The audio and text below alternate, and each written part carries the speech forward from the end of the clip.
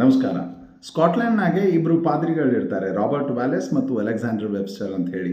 ಇವರಿಬ್ಬರು ಸೇರಿ ಆವಾಗ ಸ್ಕಾಟ್ಲೆಂಡ್ನಾಗೆ ಏನು 960 ಜನ ಪಾದ್ರಿಗಳಿರ್ತಾರೋ ಇವರಿಗೆ ಇನ್ಶೂರೆನ್ಸ್ ಮಾಡಿಸ್ಬೇಕು. ಇವ್ರದ್ದು ಡೆತ್ ಆದರೆ ಇವರ ಹೆಂಡತಿ ಮಕ್ಕಳಿಗೆ ಏನಾದರೂ ಸಪೋರ್ಟ್ ಸಿಗಲಿ ಅಂತ ಹೇಳಿ ಯೋಚನೆ ಮಾಡ್ತಾರೆ. ಇವರು ನೇರವಾಗಿ ಹೋಗಿ ಭೇಟಿಯಾಗಿರೋದು ಕೊಲಿನ್ ಮ್ಯಾಕ್ಲ್ಯೂರಿಯನ್ಗೆ ಆ್ಯಂಡ್ ಇನ್ನೊಬ್ಬತ ಎಡ್ಮಂಡ್ ಹೇಲಿಯನ್ ಅಂತ. ಮ್ಯಾಕ್ಲ್ಯೂರಿಯನ್ ಏನು ಮಾಡಿರ್ತಾನೆ ಅಂದರೆ ಸ್ಕಾಟ್ಲೆಂಡ್ನಾಗ ಎಷ್ಟು ಜನ ಸತ್ತಾರಂತ ಆವ್ರೇಜ್ ತೆಗೆದಿರ್ತಾನೆ. ಆ್ಯಂಡ್ ಈ ಹ್ಯಾಲಿಯನ್ ಅಂತ ಜರ್ಮನಿದಾಗ ಎಷ್ಟು ಜನ ಸತ್ತಾರೆ ಬ್ರೆಸ್ಲೋ ನಗರದಾಗ ಗೆಸ್ ಮಾಡಿರ್ತಾನೆ. ಇವರಿಬ್ರದ್ದು ತೊಗೊಂಡು ಅವರು ಕೆಲಸ ಮಾಡಲಿಕ್ಕೆ ಸ್ಟಾರ್ಟ್ ಮಾಡ್ತಾರೆ. ಆ್ಯಂಡ್ 1748ನಾಗ ಸ್ಟಾರ್ಟ್ ಮಾಡಿದ್ದು 1765ದಾಗ ಮುಗಿಬೇಕು.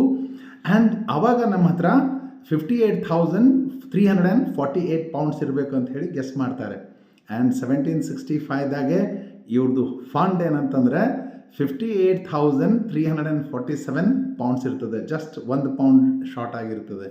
ಆ್ಯಂಡ್ ಇದನ್ನು ಅವರು ವಿಡೋಸ್ ಫಂಡ್ ಅಂತ ಹೇಳಿ ಹೆಸರಿಡ್ತಾರೆ. ಇದರ ಆಧಾರದ ಮೇಲೆ ಮುಂದೆ ಜಗತ್ತಿನಾದ್ಯಂತ ಇನ್ಶೂರೆನ್ಸ್ ಸೆಕ್ಟರ್ ಬೆಳೀತದೆ.